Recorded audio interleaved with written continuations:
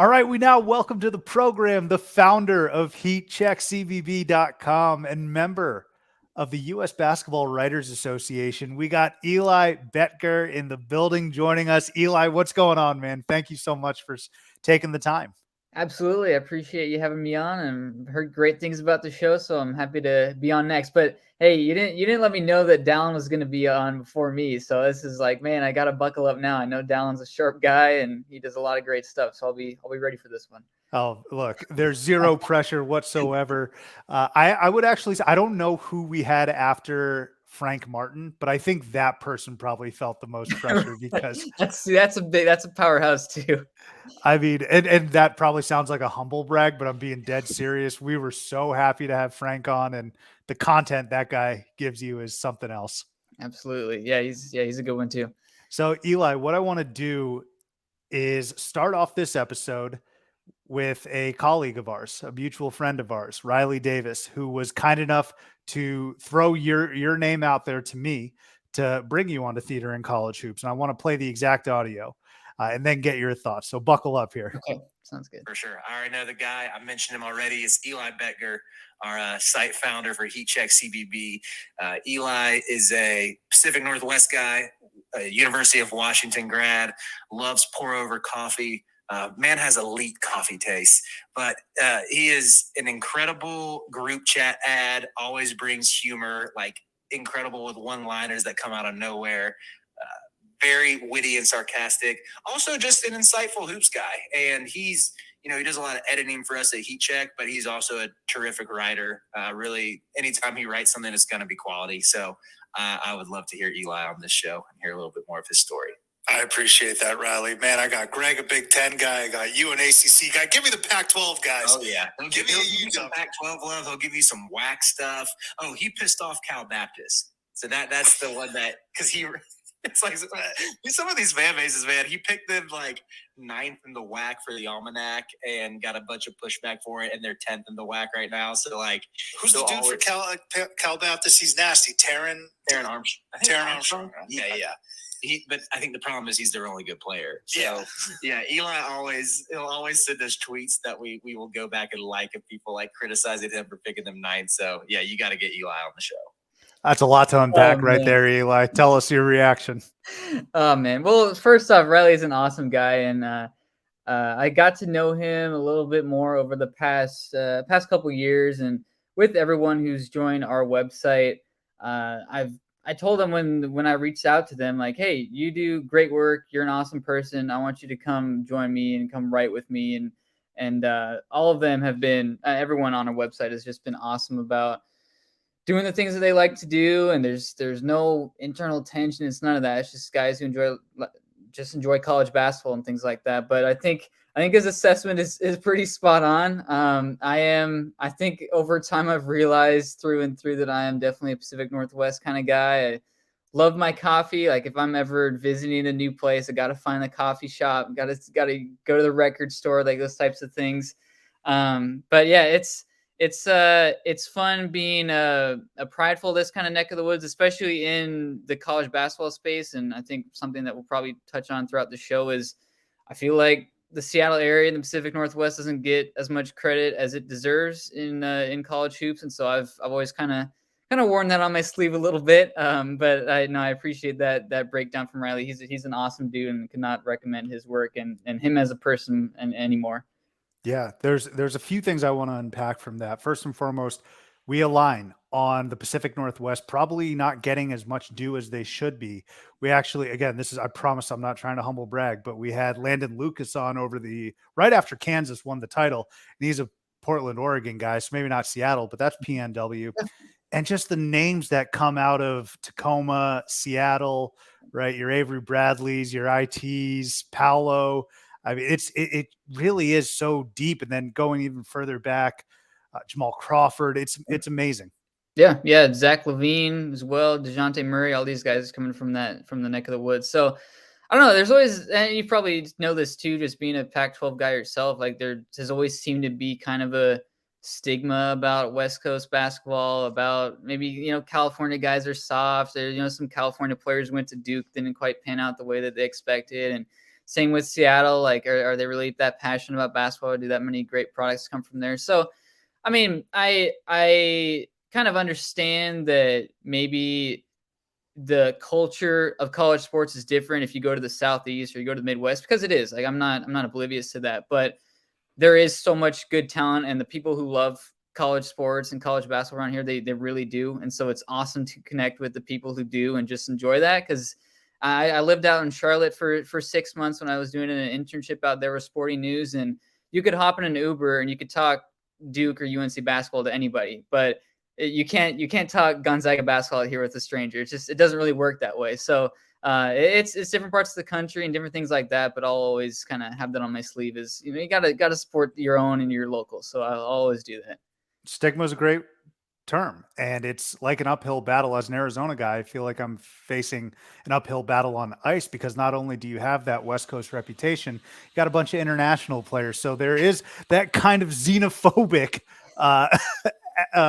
angle that you got to deal with as well, in terms of, are these guys just soft? But I hear you on that. Hey, Eli, I want to double back though to what Riley said. What exactly did you say to piss off the Cal Baptist faction? Well, so this is an interesting one. So I'm a mid-major underdog guy at heart. I don't take any pride in putting down teams, and I don't even I feel like I've generally been on the positive end. Like, my coverage in general is positive. I try to always lean that way. I don't really have it in me to do it otherwise. I was doing the Almanac with Field of 68. We partnered with them this past summer and produced that magazine. I did the Mountain West, which I've covered for Tremendous work, by the way. Thank you. I appreciate Tremendous. that. It was a lot of fun to put together, and speaking with all these coaches and gathering a lot of insight. I did the Mountain West and the WAC conference previews, and with the WAC, this league was a gauntlet last year. And they shaved off, what was it, Lamar and Chicago State, and just got even more difficult with Southern Utah joining the fold, and Utah Arlington. It's a gauntlet of the league, and you could make a case for any of the first, at least in the preseason, the first 6-7 teams to reasonably win the title. And WAC fan bases they're a rowdy bunch. Like, New Mexico State fans, they love their basketball. Grand Canyon, arguably one of the best home court advantages in all of college basketball. With California Baptist, I think it's interesting with them because they're one of these new D1 teams. We've seen a lot of the new D1 teams who have immediately gained traction. I think Abilene Christian, who's also in the league, is a really good example of that. They've already won an NCAA tournament game. This hasn't been their year, and that's okay. But see a lot of these schools who have done an awesome job. Bellarmine's another example. Merrimack's another example. With California Baptist, I think with them it's interesting because they finished, I want to say, 9th in the conference last year. They pretty much took care of business against everyone they should have, and they struggled against the top teams in the league: Abilene, Stephen F. Austin, Grand Canyon, Mexico State, all those. And they lost their best rim protector, Dan Atkin, to Utah State. And a lot of these transfers, I didn't know if I necessarily bought into them as much. And there are a lot of people who see the kind of the per game stats, they see points per game, they see like kind of these lofty stats. And I think it just kind of leads people to believe that the team is all that different. I didn't see it. I saw it a different way. And I knew that it was going slightly against the grain. It's not because I have anything against Rick Croy. I think he's an awesome coach. He's done a great job with the program.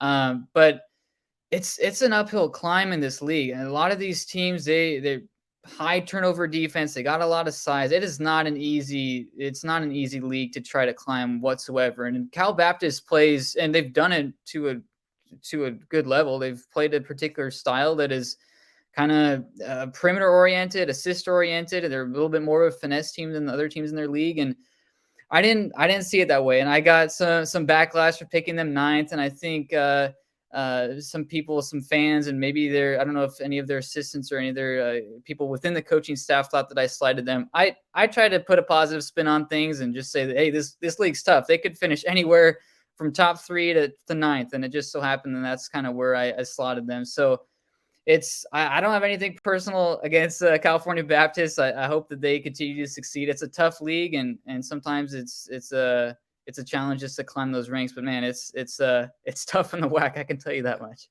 Look, I credit you for having thick skin, and I think it was in True Detective where Matthew McConaughey says time is a flat circle. Okay, so we got Riley Davis talking about how you ruffled some feathers with Cal Baptist the other day.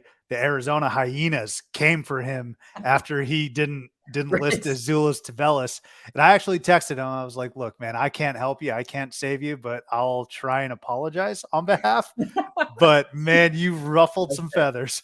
It's like that in the sport when there's so many teams and players and coaches and stuff, and everybody just wants their slice of the pie. Like everybody wants the credit that they feel like they rightly deserve. And whether you are Arizona, whether you're California Baptist, whoever else, like you want that credit because it can be hard to come by when there's so many teams. Not everybody gets a whole lot of publicity. So I try to accurately project the league as best as I possibly could while shining the light on the players I thought deserved the light. And I as Riley said in that clip, I think they're 9th or 10th in the WAC standings right now. Like I don't what can I do besides just kind of shrug my shoulders? So I'm sure it's been a little quiet now that we're a few months into the season. But hey, Eli, why don't we dive into your personal journey, because I think it's very important that we prop that up, and I want our audience to know how you exactly not only got into the media space and founded such a terrific website, but I want to know personally, was there a moment in your youth or anything that drew you to college basketball? I think especially in college basketball, there's March Madness moments where kids, and I can point to a few of them where I'm like, man, that Isaiah Thomas shot, or man, that Ollie Faroukmanesh shot. That's pretty recent. But was there anything that you can pinpoint that drew you to the sport? I think just growing up with my dad, my dad's side of the family is pretty much all Purdue grads, and so I grew up, and I'm still a huge Purdue fan myself, and that's the team that I grew up watching. And I can remember as long as I've been alive, my dad's had Purdue basketball games on, and that's just kind of the thing that he always gravitated to. And it's funny. Just a quick side note here is I think my dad likes to rehash the story of when I think it was the first March after he and my mom got married, and they're still figuring out the newly wedded life and things like that. And my mom just couldn't seem to figure out why my dad was just planted in front of the TV all of March, and like she didn't know what March Madness was. She didn't grow up a sports fan or anything like that. And eventually, it just grew to something that they joked about, and how March has become kind of his month, and the thing that he enjoys doing is watching the tournament.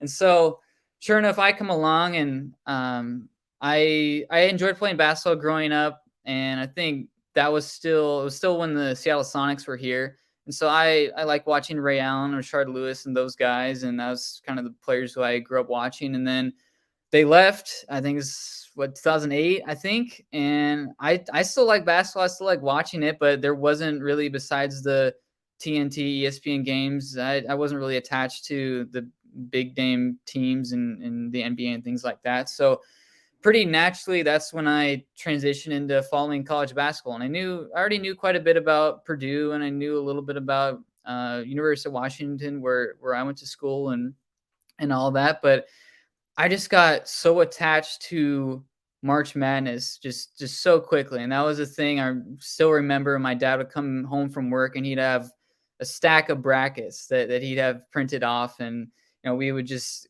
tear through those and make a bunch of brackets and just enjoy following along. And I'd take school off that Thursday and Friday, no matter what grade I was in, and he'd be like, "It's okay, you can call in sick, and we'll just watch the games together." So that's how I grew to like it. But I think the writing aspect, the media aspect, I always loved math, and I loved numbers, and I wasn't really ever a great writer. And I was nice of Riley to say, I still don't, I feel like I'm just kind of a by the book sort of, here's the thing you need to know, not necessarily a storytelling type of writer. But I always I like looking at baseball cards. I liked looking at stats, and I love playing franchise modes in video games and understanding how salary cap works and all those types of things. Like while other people were out at my age, maybe going to parties or hanging out with other people, I would just be writing down in notebooks and writing down stats and trying to learn all these different types of things. And that's kind of how I grew into that. And so the more that I just read from other writers, Gary Parishes of the world, the Mike Discourses of the world, all these types of guys, I think I kind of started to understand more about just sentence structure, just about how to convey your thoughts accurately, how to make writing and make copy that's free of any grammatical errors, things like that. And that's just kind of over time. Once I was out of high school, I was like, I want something to do on the side. I want a hobby that isn't playing GameCube or just isn't, listening to music. I want to do something kind of creative because I feel like I had lost that throughout my time in middle school and high school. And so that's when I just started blogging, and I joined SB Nation to cover the Mountain West, which at the time wasn't a league that I knew a whole lot about. I knew about New Mexico and San Diego State, and that was about it. And I just kind of took it upon myself to learn more and more. And that's when it just kind of took off from there. I knew a little bit about basketball. I knew a little bit about stats. I knew a little bit about writing, and just it's been fun to kind of grow this whole thing over time to where it is now. And by no means have we made it necessarily or anything like that. It's not, not the full-time job or anything like that, but it's been a heck of a lot of fun. I wouldn't trade any of that for the world. Yeah. Yeah. I think that's beautiful. Honestly, that recap. And I say that seriously because when I asked that question, I had referenced a specific play or a game, but what I got out of that was it was more of a father-son relationship. Yeah. And a family thing. The stack of brackets that you just so vividly painted a picture. That's amazing. And then also, right, parlaying this hobby of yours into something a little bit more full-time and structured. I think that's great. And pursuing more knowledge, right? Mimicking a Gary Parrish, DeCourcy, like you had mentioned. I will say, Eli, you may have outdated yourself or dated yourself with the GameCube reference. Just letting you know. I still play it today. That's my jam. I stay true to it. I respect it. If it still fires up, man, good for you. I do want to ask though, if we take it a few steps further, heat check CVB. So at what point, tell us the process of saying, let's legitimize this thing. Let's launch this website. Take us through the ins and outs of that, maybe the trials and tribulations that you worked through to get to the point that you're at right now. Yeah, I mean, there still are plenty of trials and tribulations. I don't think that will ever stop at any point, but I think that I worked at Sporting News out in Charlotte and really enjoyed my time there, and that was my first experience of what it's like to work with a news desk, what it's like to work in that office setting for a very legitimate, long-running sports company. I think the longest one in North America at that. And so that was a really cool experience. And that there were things that I have always kind of wanted to do differently than what everybody else was doing. And I still love reading ESPN, CBS Sports, whoever produces college basketball content, because I don't think we can ever get enough of it. But I'd always felt that I'd like to do things a little differently, or maybe there are things that I noticed of maybe, why isn't anybody talking about this team, or why doesn't anybody write about this particular player? And I think just over time, especially during my time with Sporting News, I didn't know anybody out in Charlotte. I've been in the Seattle area all my life, so there's a lot of time of just kind of solitude and thinking about what do you want to do, what do you want to build over time as life goes along. And I'd always wanted to start my own website and just give that a spin and see what that was like. And so when I returned to the Seattle area, this was just weeks before the pandemic started, and that was before any of us really knew what the gravity of that was going to look like. And I had started up the website when it was just me, and I had big plans of what my tournament coverage was going to look like and what I was going to do while looking for a job in the marketing space at that time. And I just wanted to attack that and do the very best I could with it, with the knowledge that I learned from being in Sporting News and being in school. And once the pandemic hit and there was nothing to write about, I was thinking, okay, now what? Now we need to kind of pivot a little bit and think about how do we do these things a little bit differently. And so that's when I started to build the staff of what it is today. And I have incredible writers who have been nothing but supportive and great friends and have produced amazing content over the years. And I think we understand each other so well, and we know what it is that we like to produce and things that maybe we don't want to do and things that we do want to do. And it's just kind of grown. But I feel like I've always had a little bit of that entrepreneurial sort of mindset to a certain extent. I've always kind of looked up to people who go out and create and do things on their own. That has always inspired me. And I feel like if there was ever going to be something that I would do from an entrepreneurial mindset, it would be creating my own college basketball platform. And I thought, what better time to do that than when we're all stuck inside? We got nothing else to do. Why don't I just give this a shot and see what happens with it? And we've kept it going ever since. And they took the damn tournament from us too, man. They did. They did. Oh, I It was saw gonna be a classic. well, our former co-host who's not able to continue doing the show, but he was adamant that Miles Powell and Seton Hall were going to win the national title that year. And I mean, it really was such a gut punch because you start hearing about how conference tournaments may get canceled. They do get canceled. Then you're like, all right, I guess I can deal with that, but just don't take the big guy. And they took the NCAA tournament, and I was like, golly. Yeah. But yeah, no, that's an amazing journey, though. An amazing journey, really. And I'm glad you were able to dive into some detail regarding that, Eli.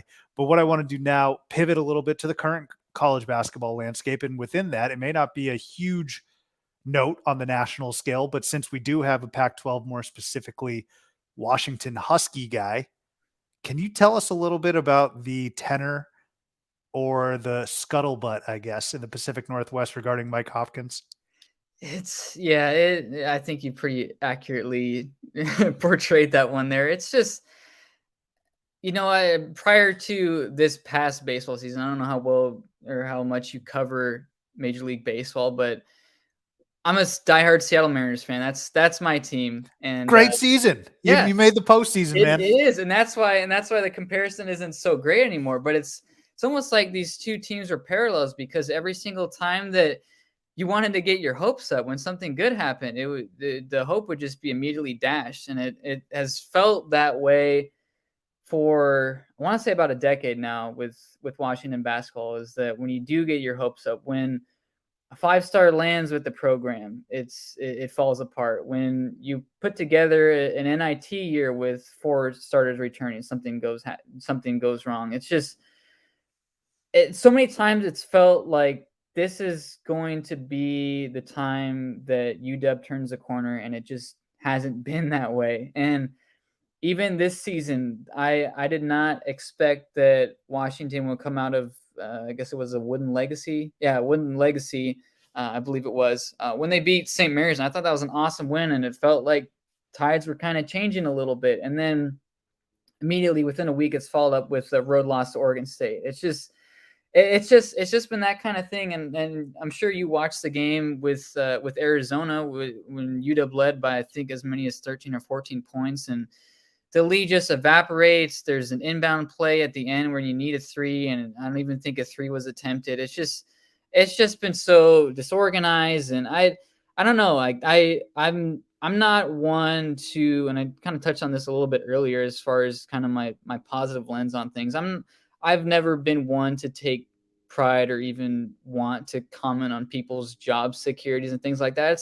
It's not really any of my business anyways, but I do think that there was so much momentum following Hopkins' second year when they won 27 games. They won the first round NCAA tournament game against a really good Utah State team, had a great class coming in the following year, and it just collapsed in the 2020 season. And I think a lot of people forget they beat Baylor the first game of the 1920 year. They start off, 10-2 or something, and it's just the momentum just stalls, and it's felt that way. So where do you go, really? It's just kind of the situation with UW right now, and I think it's just almost a level of acceptance with this program at this point, is that every time you kind of get your hopes up, things are going to go awry. Yeah, you talk about the games this year. Keon Brooks, he's a wonderful player, and I did forget that they beat Baylor to start that season. And you look at it, Mike Hopkins actually, from a resume perspective, he's got 2 Pac-12 Coaches of the Year. People forget that. Yeah. And it's a little surprising to me, but you're right. And I want Washington to be good, right? Because I think there are two mainstays in the Pac-12, and then Oregon's on some down years, but they're just a few years removed from a Final Four. And then I think the biggest conundrum that I've had, and this is as someone who probably doesn't follow Washington as much as you or anyone in the Pacific Northwest is, and you alluded to it a bit, all of that talent doesn't necessarily sync up with maybe the March success in a Markel Fultz or a DeJounte Murray, even a Keon Brooks, just some names that populate. So, I'm curious. I was curious to know what the pulse was, I guess, on the program. Yeah, I mean, I think you kind of nailed it there. It's when the talent level has been at its peak, the team has almost been at its peak of disarray. It's like it's a lack of identity almost. And I think that's even somewhat of the case this year, because I still think that there is kind of a lack of identity. It's just it's not a team that has seemed cohesive for several years. I thought the season where they reached the NCAA tournament, there was experience, there was leadership. It felt like an entirely different energy. They wouldn't go on these lengthy scoring droughts like they have in recent years. But the season with Markel Fultz, that's another great example. It seems like the very best talents that the Washington program has had the last decade are not the ones who have played in the biggest games. And it's a really weird conundrum. And I don't really know if it's a matter of the coaching staff just finding some of the most talented guys and expecting them to kind of create on their own and being able to improvise on the fly. And that has worked to a lot of other coaches' credits. But it hasn't been a recipe for success for this program in recent years at all. Fingers crossed for a bounce back. Let's pivot now, Eli. We only got one game left in the NFL, so I'm going to try and intertwine PAT. Everyone knows PATs, point after touchdown, but in college basketball, that acronym now stands for Purdue, Arizona, Tennessee. So the reason I'm bringing these three up, Eli, is because year in and year out, we see phenomenal regular seasons from these teams. And then once March comes, somehow Zach Edey and Purdue lose to St. Peter's, and Arizona loses to Buffalo with DeAndre Ayton, and Tennessee loses to Michigan when Michigan probably shouldn't have even gotten in the tournament. Of these three teams, what's the best way I can put this? Of these three teams, what's the combination of those three getting into the Final Four? What of those three teams are going to suffer heartbreak again? Is Matt Painter, Rick Barnes has a Final Four, but is he going to break through again? Is Matt Painter going to break through for the first time? Give me your synopsis on these three for March. Yeah, well, I think the one that I trust the most at this point is Arizona, and it's not because I'm on a show with an Arizona guy, but I just are you pandering? I just think the level of consistency has been there, and I think that there was the loss to Washington State, and that was kind of a head scratcher, and they've had performances that have been like that, but I think with Arizona, when they take care of the basketball, it's going to be so difficult to stop both Tubelis and Ballo in the tournament. That's just a matchup nightmare, and it's different in the sense of how Zach Edey is a matchup nightmare, because even though there are few answers that teams have had against him, I still think that you have to force other players to make plays. And to Indiana's credit, and I'm a Purdue guy, so it's hard to give Indiana a lot of credit. I'll be honest about that one, but to their credit, they forced other players to make plays, and even down the stretch, it's two freshman guards who are starting and getting 30 minutes a game, and that has really never been a recipe for success in the NCAA tournament. So as good as those two are, I just think that Purdue has kind of the level of unknown. And what happens if Zach Edey gets in foul trouble? I know that he hasn't. He's been great at avoiding fouls, but there's always, if he has to hit the bench or at the under 8 timeout of the first half, who's going to be that guy who steps up? So I think that's kind of the main question with them. I think Arizona's been consistent so long as they haven't turned over the basketball.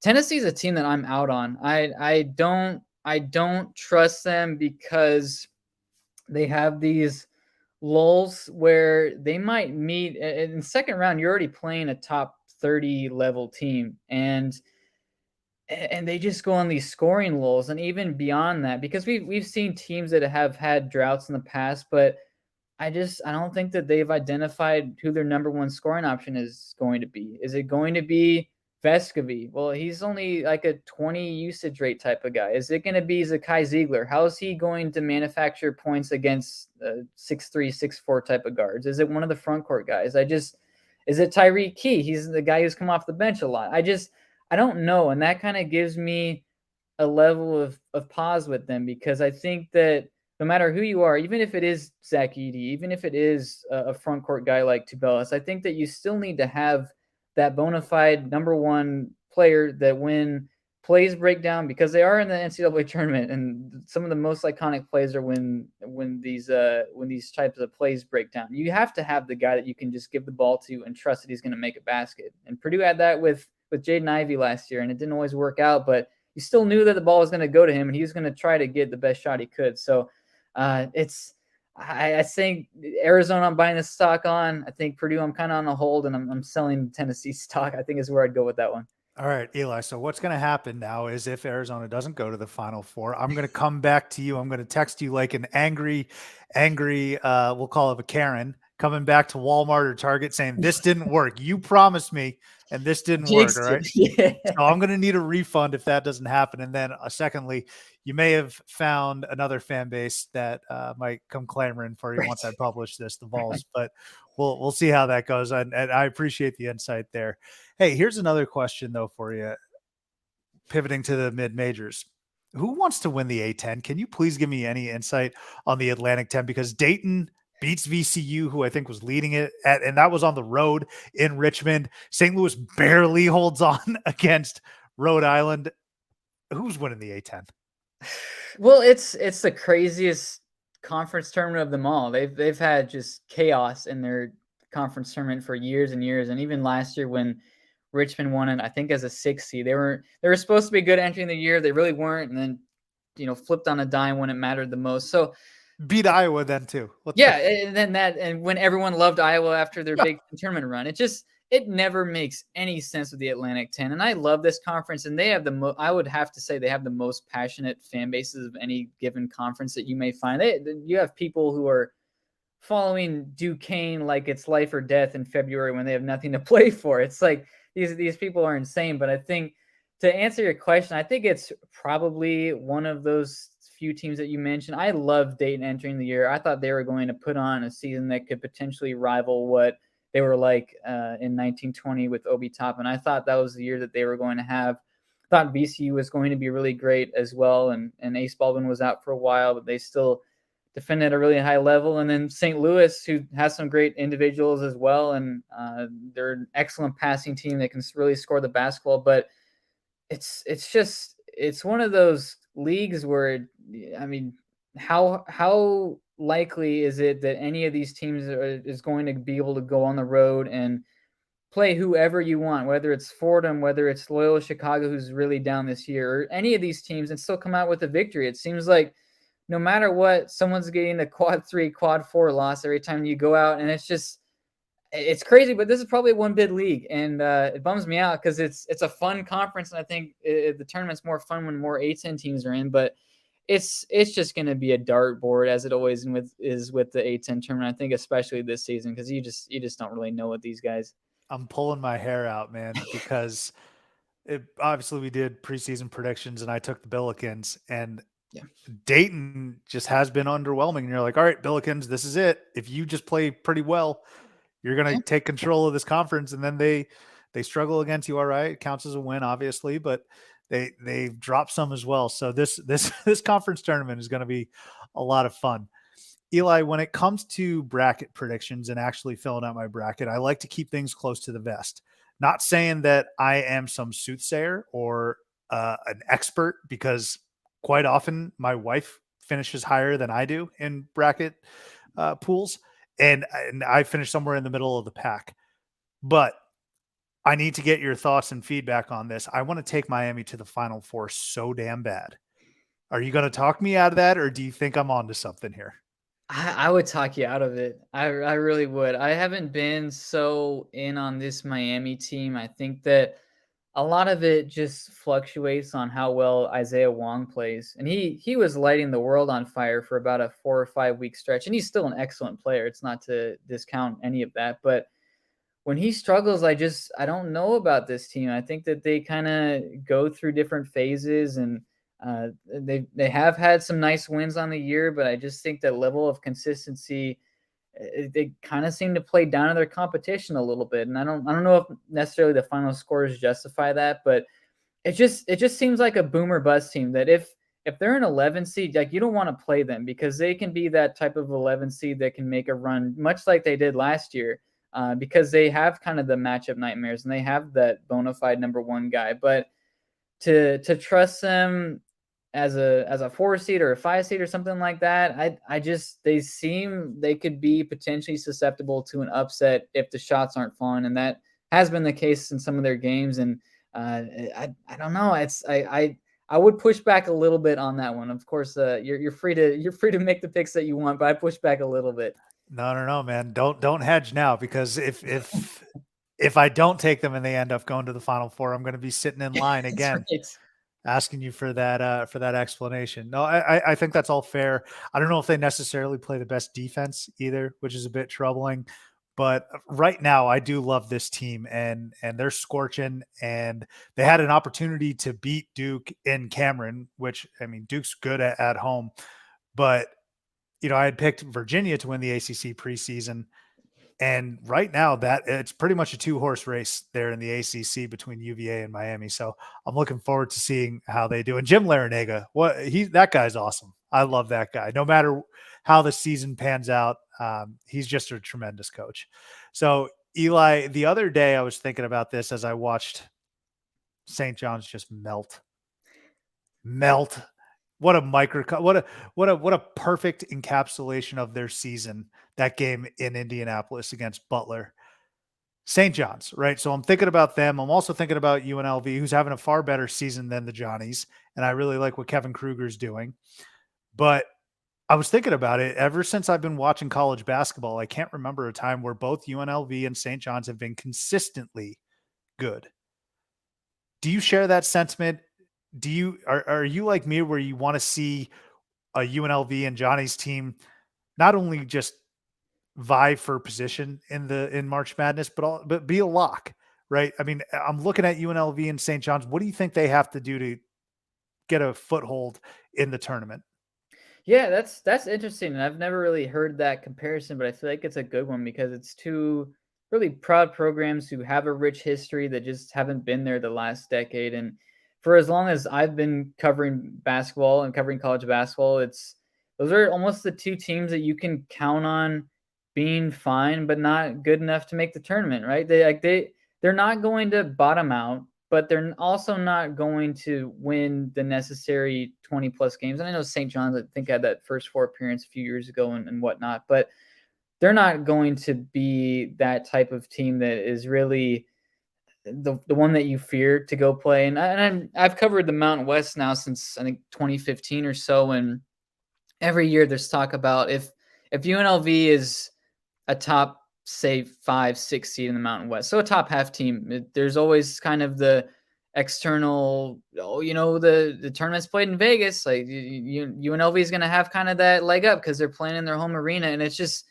it hasn't really been that way. They usually have kind of the noon tip on the Thursday afternoon. And it just kind of feels like a bit of a lull. It just hasn't really been there. And I do think, though, on the positive end, I do think that Kevin Kruger, at least for UNLV's perspective, is a guy who's going to get things turned around. His dad did a phenomenal job with the program, and I think that he's already figured things out. But I love when the traditional powers and the types of programs that have the most fans, that have the passionate fan bases, are the ones that are good. And I'm an underdog guy at heart. I love the mid majors, but when the good teams are good, like the powerhouses are good, I think it just is so much better for college basketball. And it hasn't been the case. And even to take it a step further, at least as far as the Mountain West is concerned, prior to this year, that was kind of the same thing with New Mexico. They hadn't been good in a long, long time. And now we see what a sold out pit looks like in 2023. It's awesome, and that's a fan base that gets after it. And I'd love to see that with St. John's and UNLV, because I think that they're kind of in that same sort of echelon. So I hope for their sake that they turn around, because St. John's could be a really, really fun team again in the Big East if they get it rolling. And whether it's with Mike Anderson or someone else, I think it'd be really cool to see. You hit on a lot of great points there, Eli. So first and foremost, with the New Mexico point, a few weeks ago, we were talking about what a great job Steve Alford's done. And I feel like a lot of people forgot that he did a tremendous job at New Mexico. I think he was the head coach of Tony Snell, that roster there. And honestly, he did a good job at UCLA. It just may not have been up to UCLA standards, but he did a really good job at UCLA. And now we see what he's been doing back in the Mountain West, I guess, there with Nevada. So I'm happy, you mentioned New Mexico back with Richard Pitino, and we gave flowers to Steve Alford. Another thing that I wanted to mention and that you had brought up, right? You talk about the mid majors and the opportunity for there to be great environments. I always want a great environment and a great team coming out of Las Vegas. I want the Raiders to do well. I want UNLV to do well. And then with the Nets kind of middling, right? The Knicks are the Knicks. That city is there for the taking potentially for St. John's and MSG to go crazy, or Carneseca's house to go crazy, right? So I think you also mentioned that these established teams, it's good when they're good. You're a mid-major guy, but we want the power programs. I also yearn for that nostalgia, right? I want to be able to experience what folks were experiencing with the Tarkanian days, Stacey Augmon, Larry Johnson, or like Chris Mullen. So, I mean, you could make a case, right? Like Georgetown, they're terrible now, but at least I got to see how great they were, like with Roy Hibbert and JT3. Like I've seen them be great. I haven't seen that with UNLV St. John's. Yeah, and I think everybody who's in college basketball to any extent, whether they're a casual fan or they're a media person, whatever, I think everybody has a little bit of that wanting for nostalgia, because so much of college basketball is based off of nostalgia. And I don't think anybody enjoys seeing Georgetown being bad. I don't think anybody enjoys seeing UNLV not making the tournament. It's not, it almost feels like it shouldn't be that way. And you want them to kind of figure those things out. And it's different with Duke and Kentucky, and they're kind of in their own echelon. But as far as kind of those traditional programs that we've seen for years have all this success, you just kind of want them to figure things out, because we know what it can be like when it's at its peak. And you kind of touched on it there as well. As far as Georgetown, I saw the tail end of JT3 and what it was like in those years, and they weren't necessarily winning all that many tournament games, but they were winning a lot of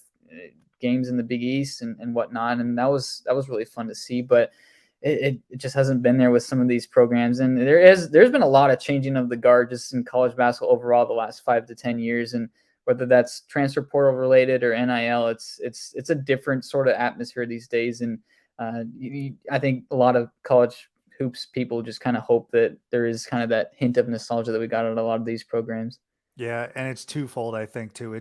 I promise the folks listening, it is painful, despite me just being a slob on the couch watching these games and armchair quarterbacking. It's twofold painful to see an iconic program like Georgetown led by an iconic player in Patrick Ewing. I hate having to come on here and talk sideways about Patrick Ewing, but the critique is fair. Even a team like Vanderbilt, who is not on Georgetown's level historically, but Jerry Stackhouse is an all-timer for me. I loved watching him in the pros with the Pistons and the Wizards, and he was awesome at Carolina, but it's just not clicking right there for Vandy as well. So those are some of the other items, or the obstacles that you got to clear mentally, I suppose.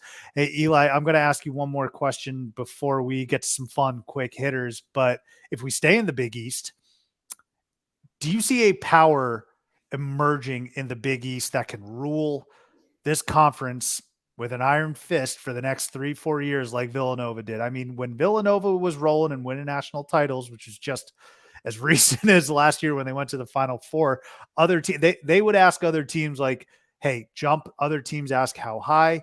They would say, I need you to walk on water. Other teams would say, can I do it without getting my socks wet, please, Villanova? Like, they ruled it with an iron fist. Is there another team in the Big East that you see coming out like that? This probably wouldn't be among people's first three options given who's at the top of the conference right now, because as you kind of touched on, it has been a bit of a changing of the guard with the league. But I really feel, and I said this as soon as he was hired, I feel like Shaheen Holloway could not be a better fit with this conference. He could not be a better fit with the program that he led in Seton Hall. And this year might not result in even an NCAA tournament berth. They have been kind of trending in the right direction of late, but I just think he's going to get this thing figured out, and he's not going to blow anyone away with getting 4-star recruits or 5-star recruits. I don't even think he would even want that to begin with. He's just going to have guys like he had with St. Peter's, where it's just the type of players that you want to play. You may have never heard of Casey and Defo or any of these types of guys who played, or even Doug Eddard, like a lot of these guys who nobody really knows who they are. But if they're going to play for Shaheen Holloway, I know that he's not going to have slouches on his team, and he's going to have guys who love to rebound, love to get the loose balls, love to play defense. And that, I think, just over time becomes so infectious. And even if my generation or the generation that comes after me doesn't necessarily know Shaheen Holloway as a player, I think he's just a really relatable coach, and guys love to play for him. And we saw that a lot last March with the St. Peter's team. I'd be stunned if within 4 years, 5 years from now, that Seton Hall isn't a consistent top 10, top 15 program nationally and is consistently competing for Big East titles. It would shock me if it's anything otherwise, even if this year hasn't necessarily gone the way that I think a lot of Seton Hall fans expected.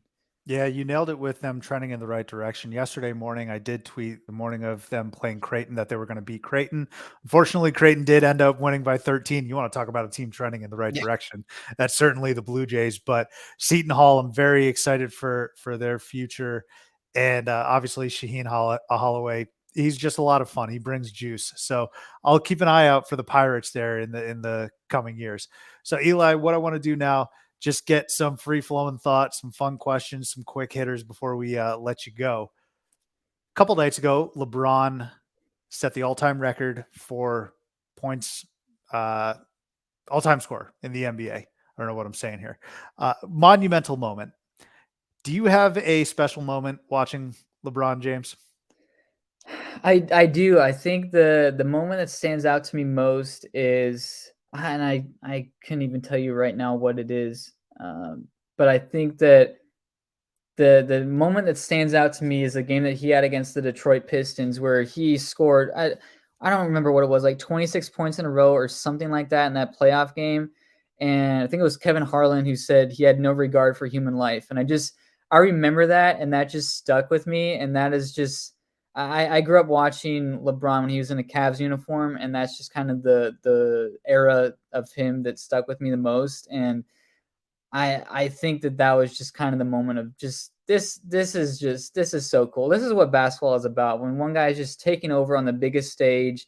And it was such a surreal moment watching that. So I think that that's probably the moment that sticks out, at least with me, the most, despite all of the accomplishments that he's had throughout his career. Just a dropping moment, and the evolution of LeBron and me watching him has certainly matured, I suppose, right? When he was doing that, and I'm a big Celtics fan, so he was doing that against the Pistons, who, by the way, were a seasoned grown man team, and you got a 22-year-old LeBron James pulling that off. Just remarkable. And then he goes to the Heat and he tortures the Celtics, and you're like, I hate this guy. And you hated him as well when the Celtics were bouncing him out when he was in a Cavs uniform.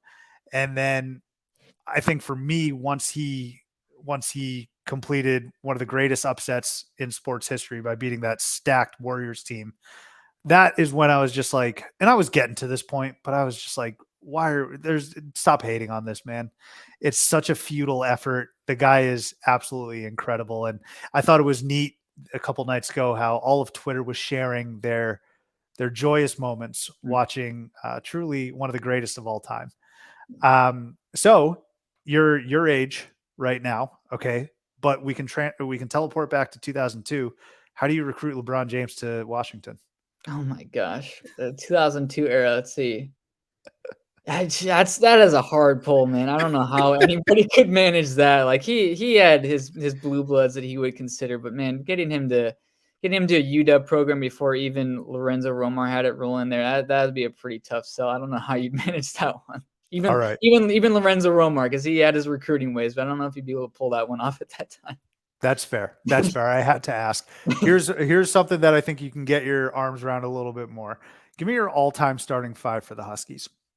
Oh man, I think it's got to be Isaiah Thomas at the point. I'm partial to him, of course. Man, I know that I'm going to leave someone out on this. I just know that I'm going to. That's okay though. It's almost like word association. What's the ones that really stand out to you? CJ Wilcox at shooting guard. I love watching him play. Matisse Thybulle has to be a small forward. He's probably my favorite UW player that I've watched. Power forward. I think you kind of need like a stretch guy to some extent. That's hard because it's like mostly big post guys who've played for UW, unless you want to get a different type of wing there. I think you probably want to go Jaden McDaniels at the 4. I think that'd probably be the right pick.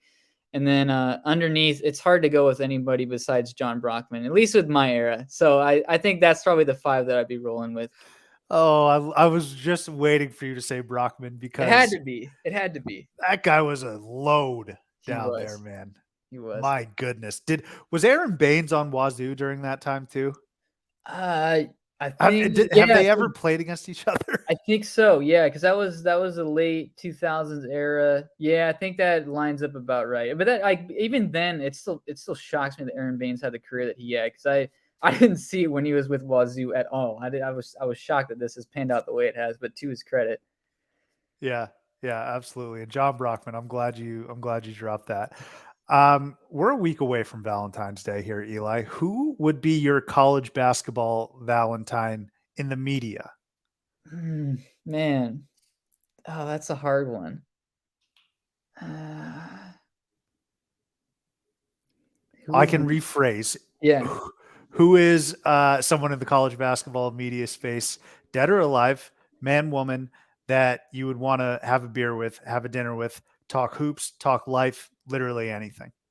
Oh man, I think it's got to be Gus Johnson. Like I grew up watching this guy, and he's just got this infectious personality. I know that he would have so many stories to share about, whether it's broadcasting life or just he seems like kind of a private person, but I feel like if you had a conversation with him, I'm sure he'd open up and kind of share a lot about what his life has been like and the things that he's either endured or enjoyed. And I would love to meet Gus Johnson one day. He's always been kind of a hero of mine, so it would have to be him. We've endured some, I'm sure at our age, we've endured loss. That's painful. I don't know if there's been a loss more painful than him not calling NCAA tournament games for CBS, man. Just think about all the moments that we have missed out on that. That still bums me out. Like, I'm happy for him that it's worked out with his broadcasting career the way it has, but can you imagine some of the games that he could have called? Even some of the early first round games would have been nuts. St. Peter's, Kentucky. He would live for that. That would be. I can't even imagine the lines that he would have for this St. Peter's team going nuts for Shaheen Holloway. It would have been fantastic. Absolutely. Last couple ones, Seattle specific. Have you ever been to Biscuit Bitch? I've not, but I've heard of it. You've heard of it. Okay, yes. So my brother-in-law lives in Seattle, actually. I love Seattle as a city. Granted, I've only been there during the summer months.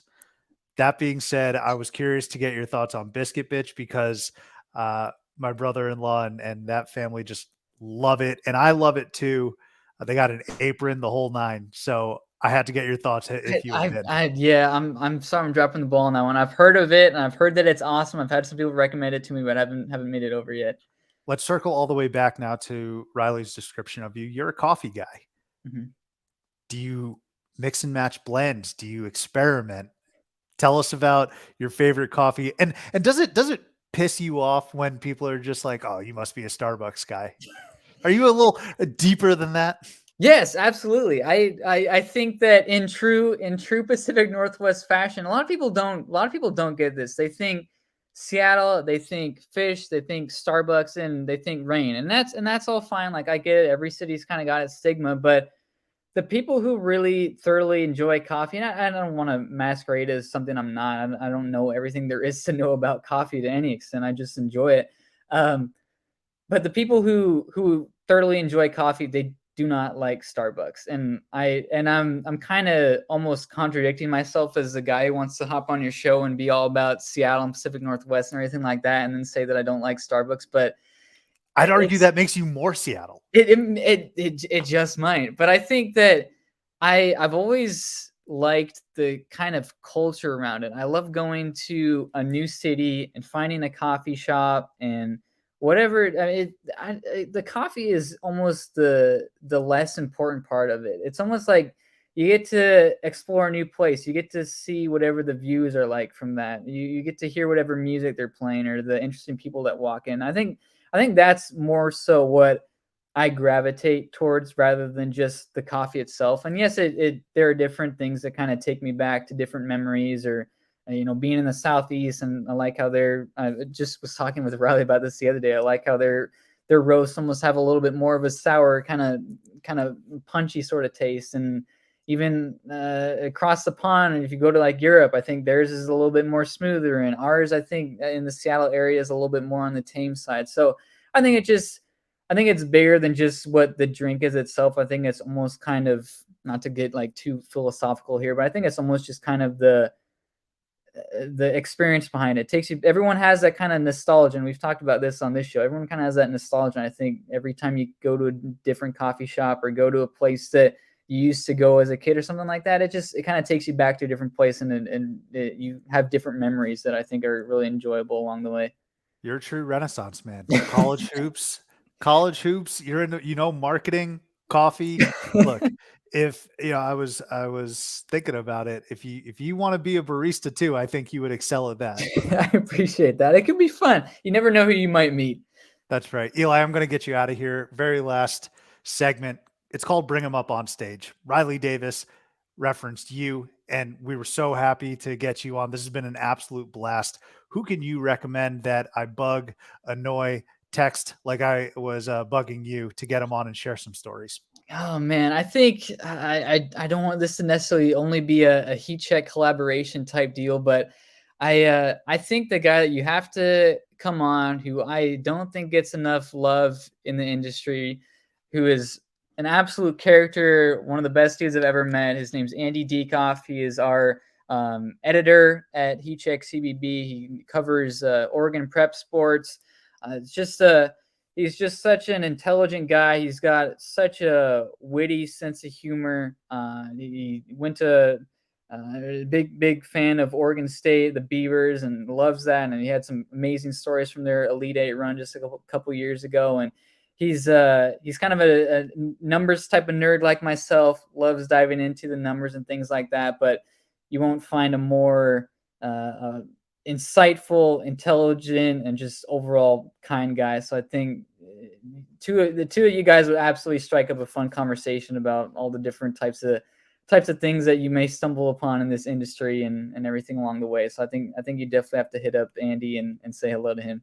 I'll be sure to do that. Andy Dekoff, we'll talk tinkle. That's what we can do. That'll absolutely be the icebreaker. You'd enjoy it. Eli Boettger, thank you so much for jumping on, sharing such brilliant stories, and I hope to keep in touch with you. Enjoy the rest of the season, man. All right? Thank you again. Absolutely. I really appreciate you having me on. This was a really good time as Riley passed on to me, so I appreciate you having me on. It's a really good experience.